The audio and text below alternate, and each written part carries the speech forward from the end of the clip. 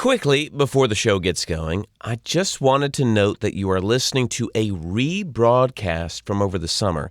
In fact, it's been one of our most downloaded podcasts and viewed episodes on the YouTube stream because the legacy of Opryland still looms quite large in Nashville. So enjoy the episode, enjoy all the phone calls we take from people telling their Opryland stories. But if you call this hour, you will not get on the air because this is a rebroadcast.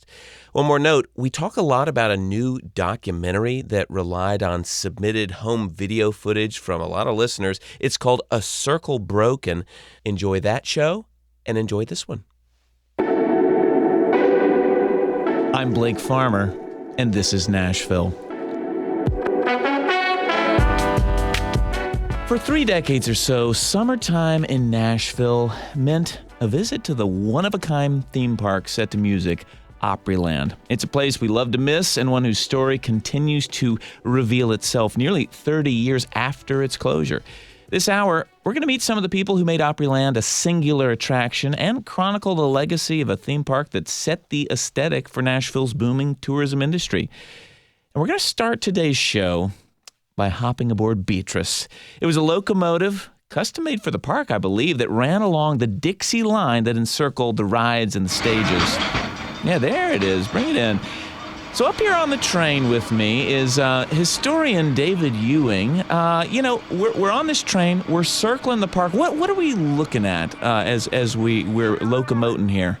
We're getting a good view of the entire park on ground level. You get to see Doo-Wah City. You get to see the Grizzly River Rampage. Get the Wabash Cannonball. Oh, yeah. The skyline, everything that, kind of made Opryland fun. New Orleans area with some singing and some good food. I see it. I smell it, too. All right, we've also got filmmaker Brandon Vestal aboard this virtual train. What's going on in this park that we might not be seeing or hearing, but behind the scenes? Who's working? Well, definitely behind the scenes, we've got the dressers who are doing the costume changes for our showmen who sometimes have 12 different costumes in one show. They're about to perform, a series of 4-hour-long shows in one day in 100-degree heat. So there's a lot going on behind the scenes. I love it. All right, well, let me give a proper introduction to my guests here as we step off the train, Liv. Thank you for that. So David Ewing is a historian who we could have on a show probably every week here, a collector of Nashville memorabilia, owner of the Nashville I Wish I Knew Instagram account. Thank you. It's great to be back here, Blake, and I was the first guest on This Is Nashville back in the day. Oh, my goodness. I'm not sure I knew that bit of lore. But Brandon Vestal's a filmmaker. He's been working on a documentary about Opryland for the last 5 years or so, and it was just announced, I think, in the last week or so that A Circle Broken, as it's titled, will premiere at the Nashville Film Festival this year. Congratulations. Thank you. Well, so when you started that project that we're going to talk a lot about here, you said it was going to be a love letter to Opryland, but I'll tell you, A Circle Broken, the title sounds a little more like a breakup note. What happened along the way? Yeah, I mean, it started out as a love letter, wanting to relive my childhood. Because you grew up here in town. That's right. Grew up in Franklin and grew up going to the park every summer, like so many Nashvillians. And then in the course of the interview, you just have to follow the story. And the story turned out to be less about rides, more about America's show park. And it turned out to be about addressing the elephant in the room, which is what the heck happened to our theme park? Why was it replaced with the mall? Well, what's the short story on what happened? Well, without giving too much away, I would say it's an age-old story about selling the family farm. You don't know what you have when you inherit it, and and you make a decision based on money. The company also went public. There's a lot of players involved. There's a lot of theories, but they all culminate together in that. Great. Well, this is not a show about kind of litigating the closure of the park, so we'll leave it at that for now. But one of the claims you make in the documentary, which, for the record, I have not seen. In fact, I don't think it's fully completed because it's never done until it has to be done, right? Correct. In fact, we may be getting footage from this very interview that ends up in the documentary. I don't know. So, but you make this claim, I believe, that Opryland actually saved the Grand Ole Opry, which turns 100 years old this year. This is a story that I've not really heard. Is it true? Well, yeah, I could comfortably argue that claim. I mean, it's also a sexy claim, right? It's a great tagline. I think it's a bit of a stretch to say that it saved the Opry, as David and I were discussing in the hallway right before now. Yeah. Well, but what did it do to complement the Grand Ole Opry, which I believe at the time when the park opened, this would have been just as it moved out of the Ryman from downtown Nashville out to this sort of suburban center right there by the Opryland Hotel, this big many thousand seat theater. How did it complement the Opry? Well, the story I got from Bud Wendell, who's sort of like the father of Nashville, was that Irving Wall had visited the Astrodome. And is Irving Wall from Gaylord, the company? Yeah, Irving Wall was the CEO of WSM. WSM. Yeah. And he visited Astroworld Astrodome, which had a theme park, Astroworld. I see. And so it was the idea that Disney has its castle. Mm-hmm. The Grand Ole Opry is a castle of a larger property. Wow. Well, David Ewing, Opryland was all about nostalgia, and now it's interesting because remembering Opryland seems to be its own bit of nostalgia. You came with a hat here. Brandon handed me a mug that's got the famous map graphic of Opryland. Why is it that Opryland still pricks something with people's imaginations? Yeah, let's go back to the opening in the idea of Opryland came in 1969. Yeah. The city had just gone through metro government. It was the space age, modern and new was in, old was out. And the Grand Ole Opry had a very good year in 1969. Is that right? The three new members of the Grand Ole Opry were George Jones, Tammy Wynette, and this girl from East Tennessee named Dolly Parton. Oh my goodness, I hadn't thought about that coinciding with this time you're planning the park. And so the idea of a theme park was really based on National Life and WSM wanting a new home for the Opry, getting out of the old unair-conditioned Ryman in downtown Nashville, which was becoming kind of a mess. And a bit of that history, the National Life piece, WSM was created essentially to market National Life insurance. Insurance, right? yes. Okay. The radio station came first and then the Grand Ole Opry. Right. So National Life was looking for many, many years to have a brand new home of the Grand Ole Opry. And so when they hired some consultants, the consultants said, hey, have you thought about doing an amusement park? Because these consultants had just helped Walt Disney with Disneyland. I see. And they hadn't really thought of that, but they bought 380 acres of land on Pennington Bend. And they knew that they wanted the new Opry House, but they kind of got talked into, well, we're promoting country music. Wow. And they bet on Nashville. Irving Wall, Bud Wendell, they decided that they were going to basically say that Nashville's arc is going to be big in the 70s and that we're going to bring tourists here. We're going to ride this on country music. And Opryland, which was not just like Disney because it was more music than entertainment. And they said it was going to be more entertainment than amusement.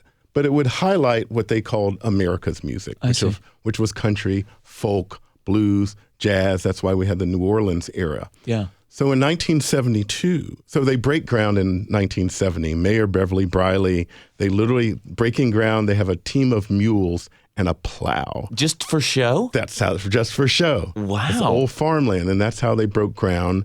And the park opened up on Memorial Day, 1972, to lots of fanfare and lots of excitement. Yeah. If you're just tuning in, I'm Blake Farmer. This is Nashville. We're talking all about Opryland's lasting legacy today. We're also streaming on YouTube. If you prefer to switch over and watch, it's at the Nashville Public Radio YouTube page. It's youtube.com/WPLN.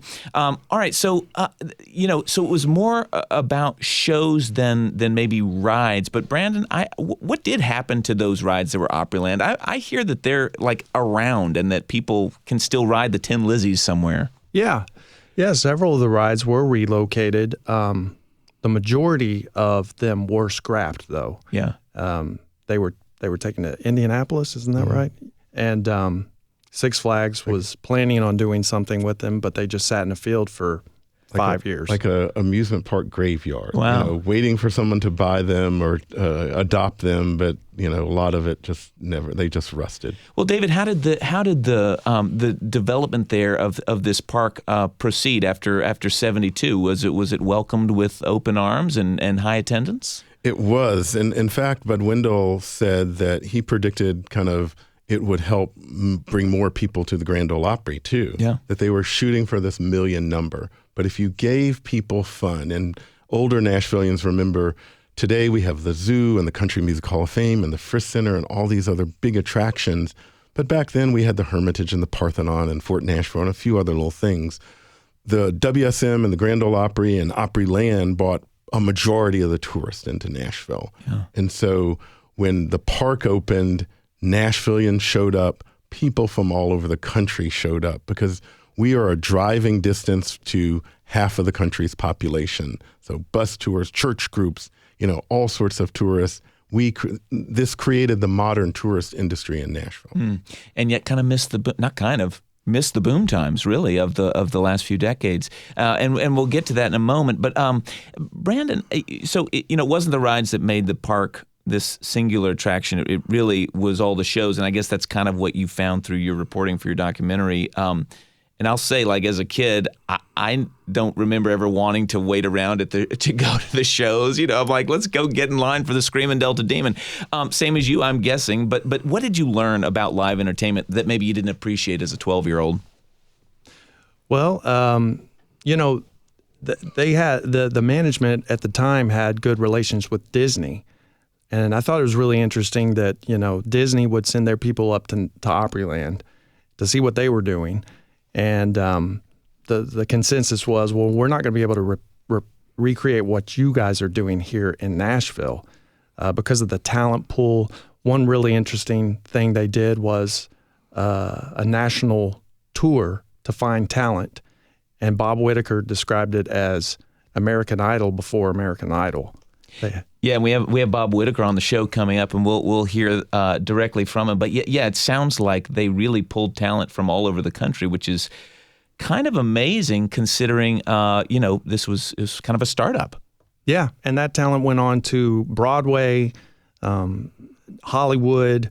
There's a lot of, Kristen Chenoweth got her start at Opryland. Is that right? Mm-hmm.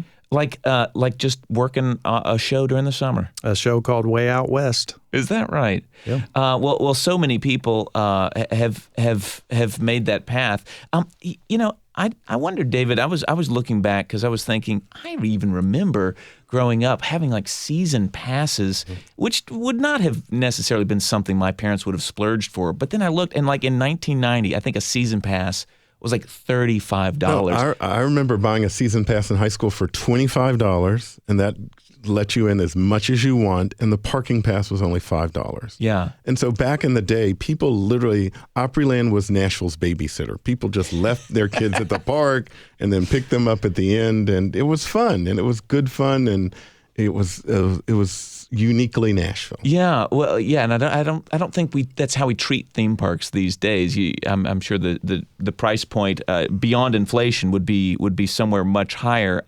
But it made me think: was this also kind of a park for locals more than a lot of theme parks are? It was definitely a park for locals, for people working. So many people's first jobs were in Opryland. But a lot of my friends, back then, Nashville was different in the 70s and 80s. We didn't have a lot of stuff to do, and Opryland was our entertainment. Yeah. Well, you talk about 1 million people a year visiting Opryland. They did hit that and surpass it by quite a bit, I think, at some point, right? So, it was really our big tourist attraction, but it missed, the big tourism boom of the last, decade, 2 decades. Do you see influence, though, of Opryland in today's attractions or just the way the city presents itself to out-of-towners? I think Opryland taught us that we could be a world-class tourism city.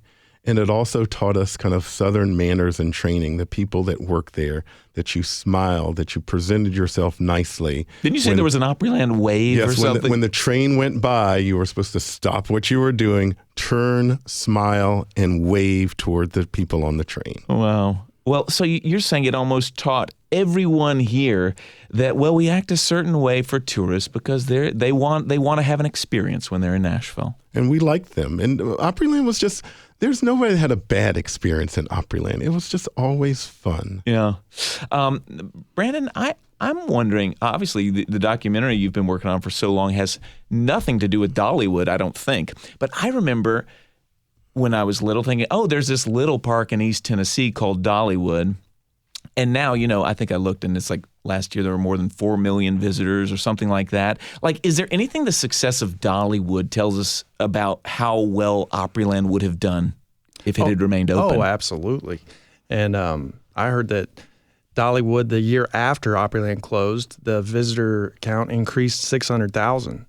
Yeah. So it was pulling the same demand crowd. was there. Yeah. You know, and the park never lost money. Well, what do you hope that people get out of seeing this story of Opryland through your documentary and kind of maybe a new way than they've thought of it before? Well, so I've always thought of this project as a big family reunion, something we could all watch together and celebrate our childhood or our memories of old Nashville. But as the story progressed, I've realized that this is also Nashville's trauma.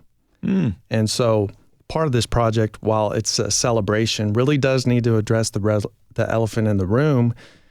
And maybe we can have some catharsis about what happened to this place. And if we celebrate it together and then go through that process together, I'm hoping we can let it go here 25 plus years later. Well, don't let it go. This is the best traffic that David Ewing gets on his Instagram account for Opryland. The Nashville, I wish I knew anything Opryland people love. But the sad thing about the trauma related to it, it closed and we didn't get to say goodbye to Opryland. They announced it was going to be closed after the season was over and then everything was just sold. It's not like they told you, this is the last year of Opryland, enjoy all the rides and everything one more time. We never got that opportunity. Well, that might explain something.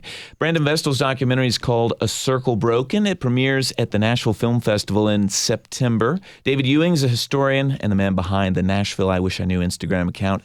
Thank you both for joining us. Thank you, Blake. Thank you.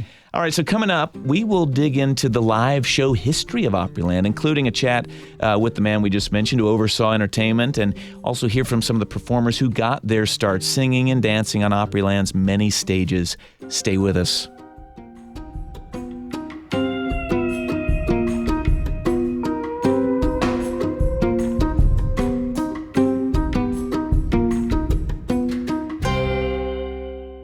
Tennessee holds forest, wetlands, and limestone karst. Each ecosystem is threatened by industry. I'm Caroline Eggers, WPLN's environmental reporter, and I'll help you understand the forces changing our land and climate.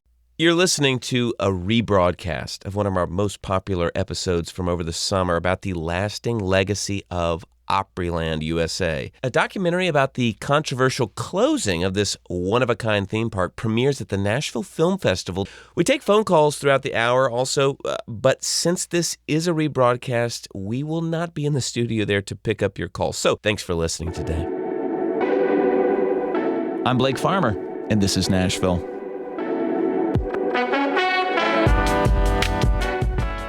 We're taking a virtual visit to Opryland, the one that's on a map on this mug that Brandon Vestal, filmmaker, left with me today as a gift. Beautiful thing. The park closed in 1997, but people still remember it so fondly as we've been listening. For some, it was the rides, but it was the shows that made this theme park so distinctive. It was a musical park. That was the whole idea. It was meant to complement the Grand Ole Opry, which had just built the big Opry House next door to the park. It had original shows going every day. One of the first was I Hear America Singing. Let's take a listen to an early recording.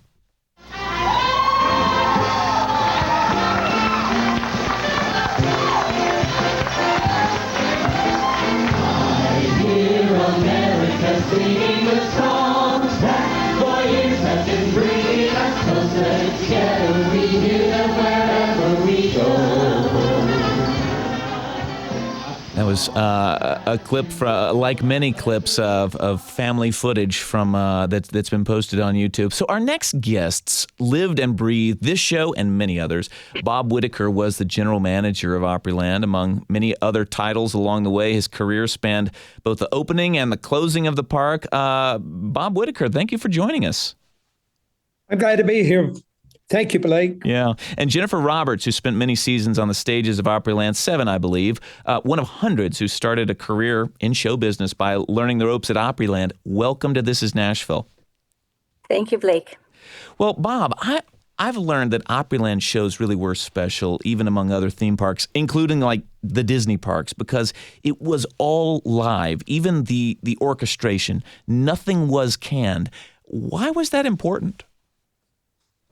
We just felt like that the history of Nashville and the Grand Ole Opry, we needed to present everything in its purest form.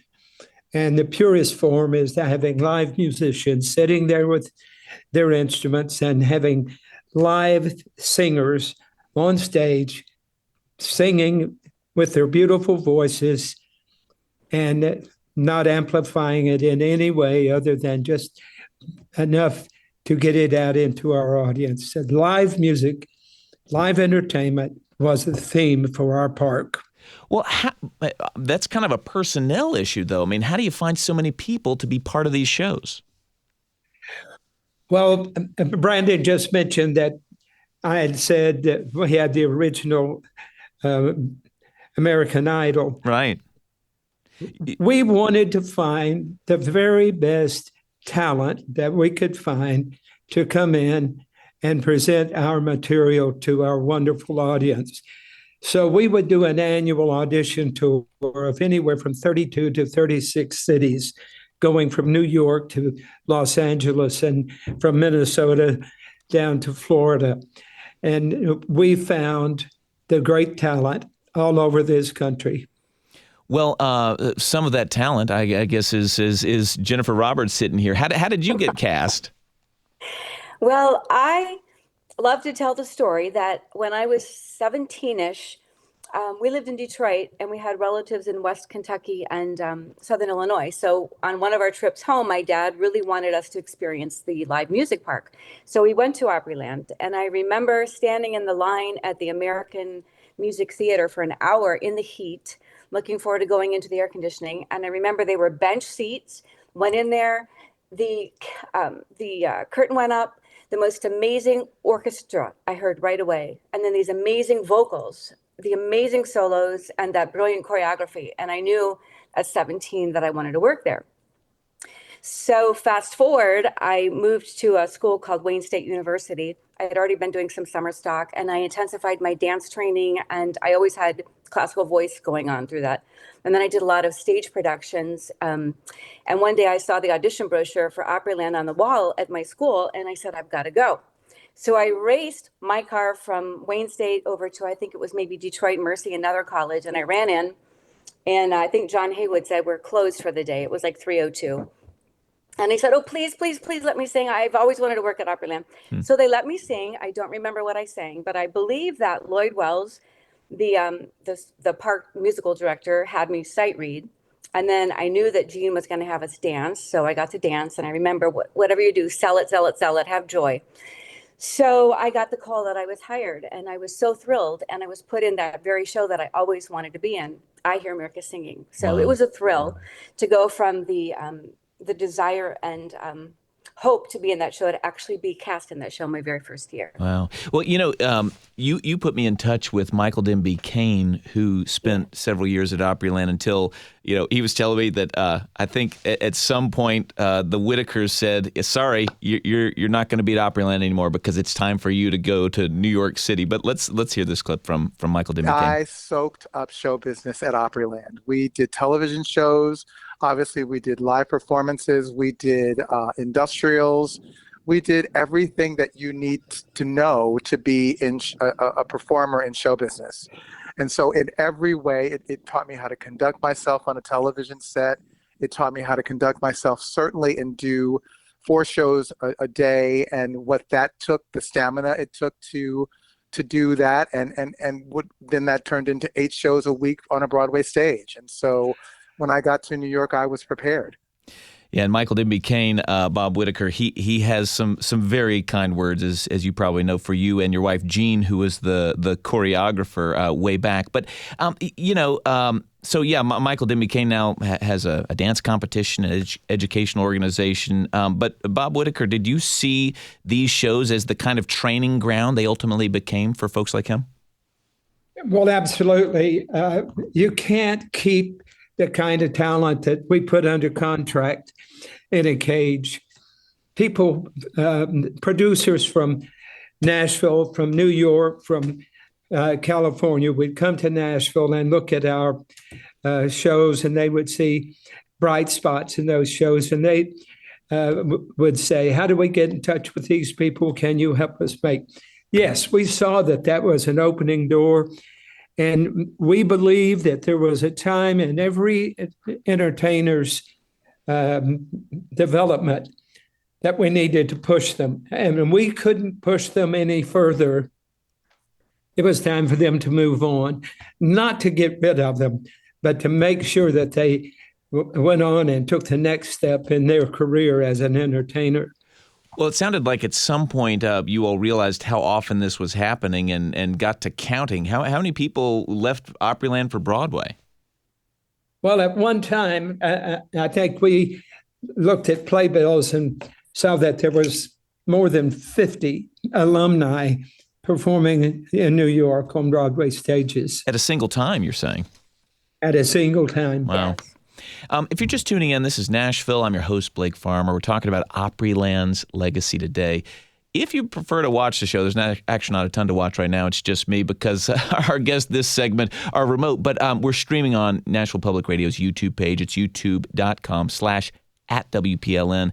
In a moment, we'll start taking calls, hearing your Opryland memories. The number to join us on air is 615-760-2000. I'm here with Bob Whitaker, former GM of the park, and Jennifer Roberts, one of hundreds of performers who got their start in show business on the stages of Opryland. Jennifer Roberts, it's clear from the reunions that the bonds between these performers run way deeper than you might expect. What was it about the Opryland experience that created a pretty strong sense of community? We just all went in there eager to please, eager to work. This is what a lot of us wanted to do for a living. And so we just connected. I was in a lot of different casts, so I got to bond with different groups.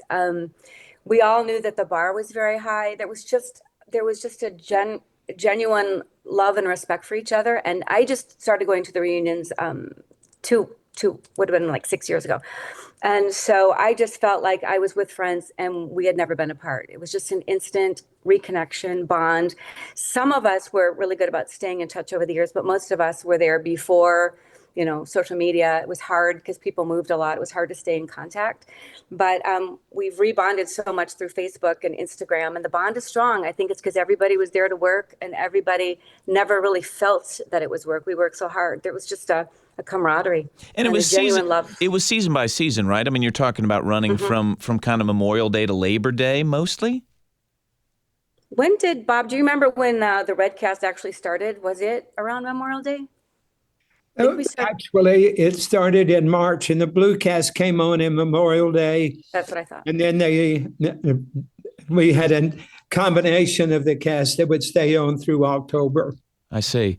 And those were just weekends, I guess, once you sort of got out of the summer. Right. Yeah. Back into fall, spring. Yeah, but I will tell you one more thing. Michael and I were there at a time, and he mentioned the TV shows. We were there at a very special time where we got to do the industrials and we got to do those live TV tapings and multiple shows. Industrials means what? What is that exactly? What was the question? Industrials? What does industrials mean? Oh, we did a show. Well, Michael and I both worked on a show. It was an industrial. It was like a live commercial for Honda that we did in Reno, Nevada. So it was a huge cast, and they pulled some of the best production numbers and new ones. And we rehearsed long hours to put together this this motivating, inspirational, longer show of the history of American music alongside the history of the Honda automobile. Oh, interesting. Or the history of automobiles. So we did a lot of those. That was the only one I did because I moved on the following year, but they did them a lot. We did convention shows. We got to work with Minnie Pearl and Roy Acuff and a lot of the celebrities when we were at the Opryland Hotel. We got to do cast albums when I moved to country. So like Michael said, the background for us to be strong performers and professionals started in our early 20s. Makes sense. Well, it wasn't just these big productions, Bob Whitaker. There was kind of music everywhere in the park. I mean, you might just have a bluegrass band that's playing to a few dozen people. Like, it sounded like this. When the work's all done and the sun's sinking low, put him a pin and around up the bow. The kids are all sing, so keep it kind of low. They've got a proper boy. All right, so you've got this music just in every corner of the park, but was it all country You could music? hear that at the Hill Country Outdoor Theater. Oh, It was okay. a great little bluegrass spot, and we had those little sections all over the park, including Southern gospel, including rock and roll. It was just music everywhere. Any corner of the park, you could find someone entertaining. Now, Southern gospel, you know, I'm not saying I think people wouldn't be surprised to hear that, but you don't typically see that as a big commercial venture. How did that come about at Opryland? Well, we had a Dixieland band in the New Orleans area, and it was themed, and it fit that the Dixieland band met the theming of New Orleans. However, we were finding after a couple of years that people would say, I love Dixieland music, and I love it for 10 minutes or 14 minutes, and then they would leave before the Dixieland band show was over. I knew that we were in the South. I knew that Southern gospel music was a very popular genre. So I went to the boss and said, I want to put a Southern gospel quartet together and put them in the New Orleans area. And he said, that doesn't fit. And I said, it's in the South. And I said, I promise you, if you will let me do that, let me change that out and put a Southern quartet together, I will record a cassette, and we'll sell enough cassettes to pay for the labor of the recording and also for the labor of the quartet all season long. He laughed and he said, if you can do that, I'll let you do it. So we did, and I was proved right. And then the next year I said, I'm going to change the New Orleans section back to Dixieland. And he used a 4-letter word and said, you are. Oh, in other words, he said, no, we're sticking with gospel music. It's working too well. We're standing right there. He said, do you know how much the pizza parlor increased their sales because of the Dixieland band staying there and people staying for the entire show? And I said, no. He said, we tripled their gross sales from last year to the year of the gospel quartet. You knew the audience. Well, let me wrap with this, and we've got phone calls coming in that we're going to take in the next segment here, so please hang on the line. But I'm thinking live shows are just expensive. I mean, not to mention producing them, but just to have the staff that's going to do that all the time. If a park had continued to stay open, could you have kept up these fully live shows all over the place? Absolutely. We wouldn't have changed it. Well, I shouldn't say that because I wasn't running the entire company, but I can tell you from the producer standpoint, live shows made us different from Disney, made us different from Six Flags Over Everywhere, from Kings Island, and all the other outdoor parks that was doing music. And it set us apart. It said, this is the show park in the world. And I believe we would have maintained it. And I think that the park would have continued to be successful right now. And that's another story. It's another story indeed. So much emotion and nostalgia tied up in it all. Bob Whitaker, Jennifer Roberts, both appear in a new documentary about Opryland called A Circle Broken, premiering at the Nashville Film Festival in September. Thank you for joining us on This is Nashville. Thank you, Blake.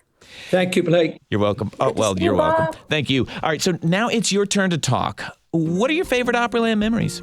Up next, we also got some characters who cut their teeth at Opryland. We'll hear their stories and yours. Stay with us through the break. This is Nashville.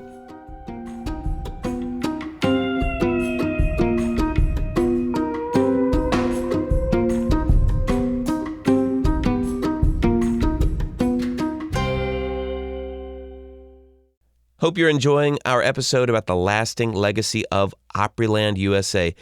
Broadcast first live in July. Since this is a rebroadcast, we can't take your phone calls today. For today, just sit back and enjoy. Thanks for listening. I'm Blake Farmer, and this is Nashville. So summertime in Nashville used to mean at least a trip or two to Opryland. It wasn't just for tourists, it was our park, and it's a place where memories were sights and sounds were seared into our brains. If you walk now between the Opry Mills Mall and the Opryland Hotel, which I didn't check that you still can, but I believe you can, and you listen close, you might still hear the Grizzly River Rampage. Do you hear that? Oh, yes. You know, it was a water ride with a dozen people on a circle raft splashing through this narrow canal.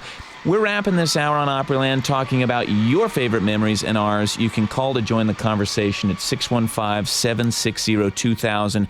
Joining me in the studio to take your calls and to share their own memories, Lynn Wright and Sean Hughes, both who sweated through many summers working at Opryland. Thank you for joining us. Glad to be here. All right, Lynn, tell us what you got in your hand. I believe he's named Johnny Guitar. I do. I was the first Johnny Guitar at Opryland, and I was there from 1972 to 75. We learned how to do it on our own, really. Yeah. I mean, but we were the babysitters of the people that left their kids. Oh, so David was saying it was Nashville's babysitter, and you actually you felt that. Yes, I did. You have them grabbing you, turning you around, and all that, you know. Well, for those who are not streaming on YouTube with us, it's I don't know, what is it, a 10-foot tall costume maybe made of foam? I was a 10-foot guitar, and I think that's why they put me in this costume, because I'm only 5'5", and so they said, we need somebody short to get up in this costume, you know. And so I learned how to do that. And then later on, you know, we had all kind of history things happen. You know, I got married there. Well, tell me about that. I mean, is this right? Maybe you were the first couple to get married at Opryland? We were. That was set up by Joe Pakesy, our supervisor. And he said, if y'all are getting married, get married here and let us have the costume characters in your wedding. How'd your wife feel about that? Well, she didn't like it at first. Her mother loved it. And so it took her mother and I both to talk her into it. But we finally did. And at the wedding, you know, we could invite 100 guests, and their invitation was on Opryland stationery.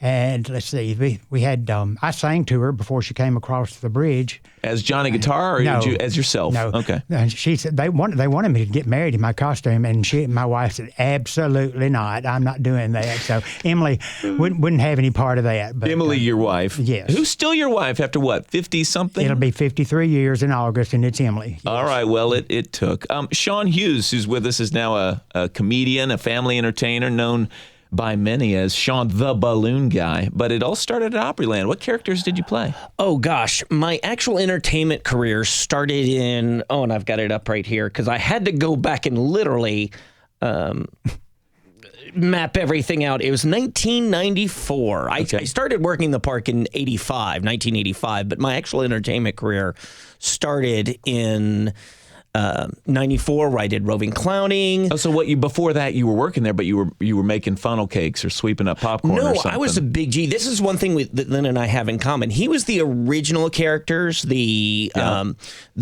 instrument characters. Yeah.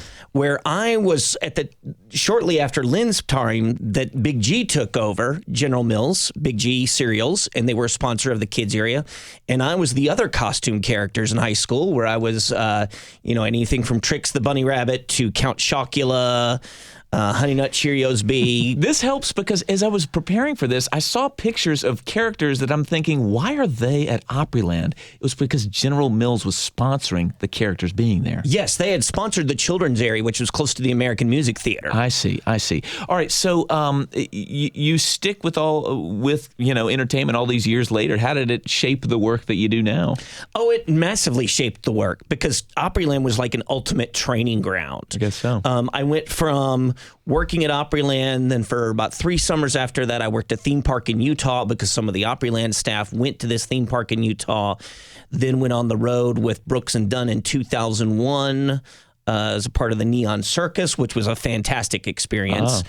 And then doing all kinds of gigs since then, anything from Grand Ole Opry to Nashville Predators to Tennessee Titans. Wow. Well, we're going to challenge ourselves here. Let's see how many memories we can get on the air in the next 8 minutes. All right, Michael, you're on the line and you're on This is Nashville. Thanks for calling in. What's your memory? Oh, you mean mine? That's you. You're on. Yeah, the ride operators. That was my big thing. Because when I got started, when I started out at the late age of 17, early 18, yeah, I was brought in on the Barnstormers, and that ride. All right, the Barnstormer. That's the what? Like the biplanes that would go up. What? How high did those go up in the air? In my childhood mind, it's high. I can't exactly remember what the exact total height was. I'm thinking somewhere between 75 and 100-foot tower, I think is what that was. Yeah, any big incidents that come to mind there? The only issues we had a lot of issues with the hydraulics. Sometimes they would go up halfway up and they would stick. They would get up there sometimes and they would be running and they would be sticking coming back down.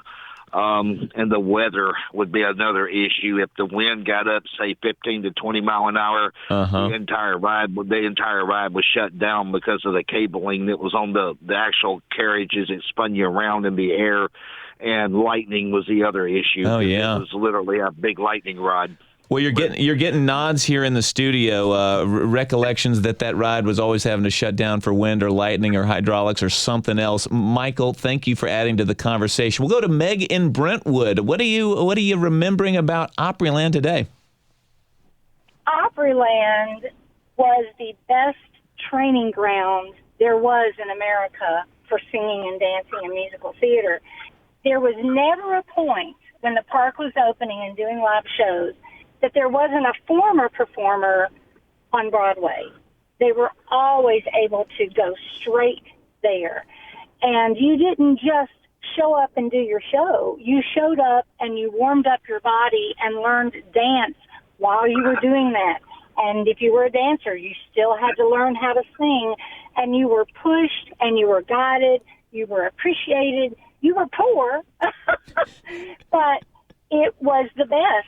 And it was my bouncing board. I went from there. I saw a piece of paper in the green room after a show that for the first time ever, Tokyo Disneyland was coming to town for auditions. I ended up in Japan for 3 years. I worked on cruise ships. I'm almost 60, and I still sing, if anybody will hire me. Wow. But it was the absolute best. And I was out of the country singing when it was torn down. But through a drive through the country, I saw a lot of stuff in a man's yard. He was having a yard sale, and I was so grateful I was able to purchase the tall wooden cutout of the girl in Doo-Wah-Diddy City that showed you if you were tall enough for the ride or not. And she is in my living room. Wow, you picked it up. I did. I grabbed it. It was a fluke because they did sell a lot of things in a tent in the parking lot there when it closed. And I wasn't able to be there. So I was so glad to have a piece of the original. Meg, that's great.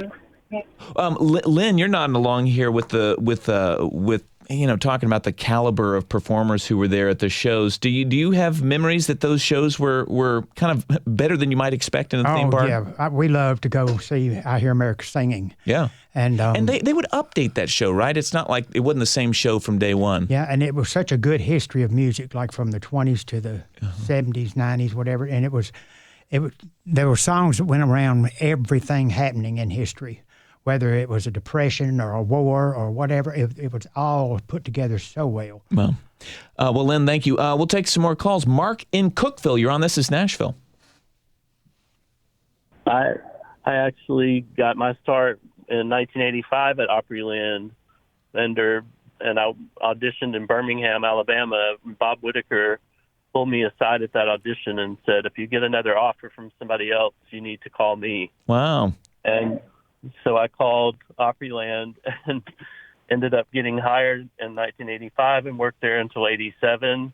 But I took a different path in my career and became a studio singer and also toured with different artists. I sang for artists like Martina McBride and Leanne Womack.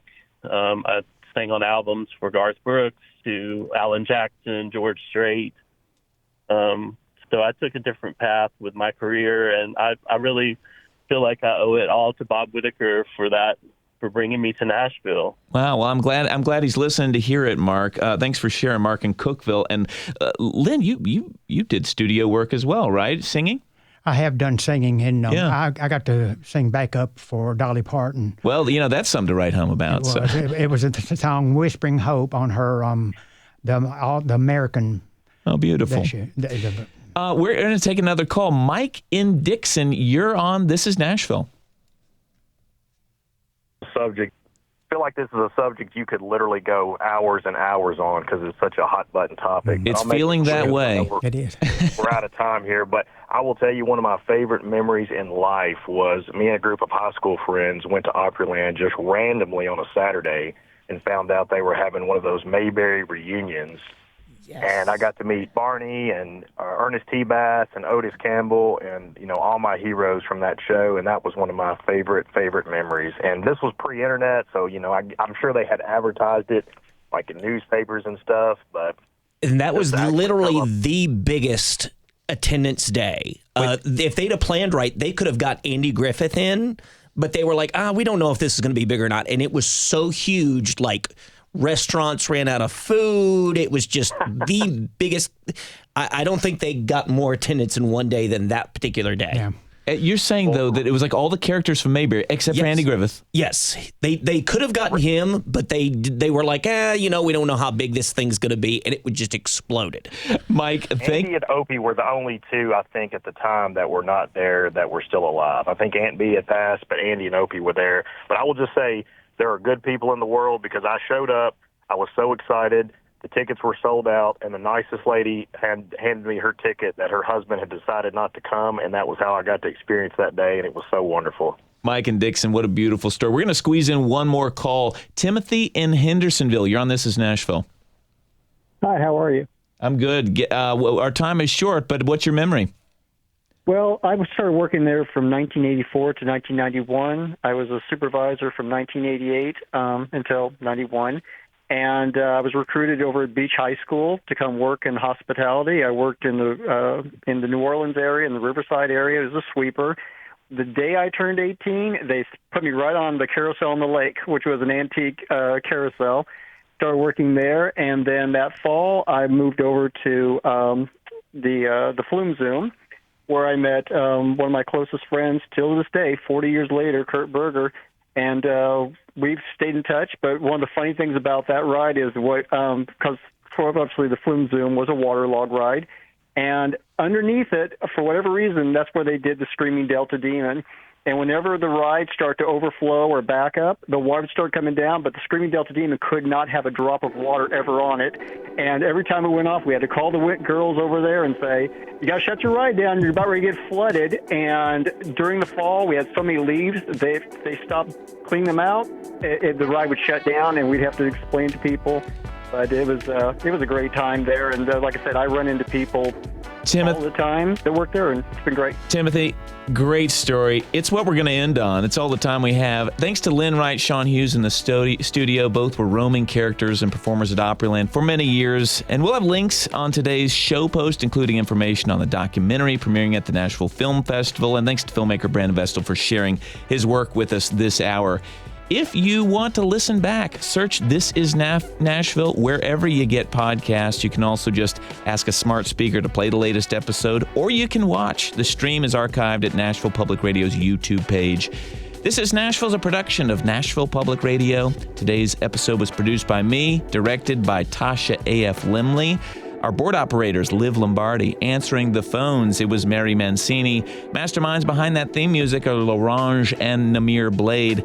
The conversation doesn't end. Find us on the socials at This Is Nashville. This is Nashville. I'm Blake Farmer. Go in peace.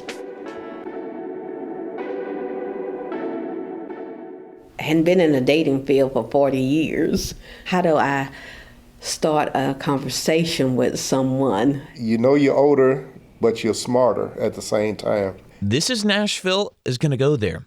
Love, companionship, and intimacy in the second half of life. So much easier to do it by yourself, Blake, especially when you're our age, going into the second stage of life, Sex is a relationship.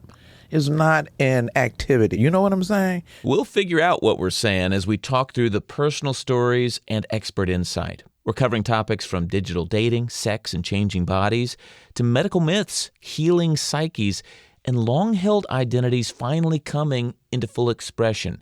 Next Age, Season 2, explores what it means to keep falling in love with others and ourselves. Starting next week at noon.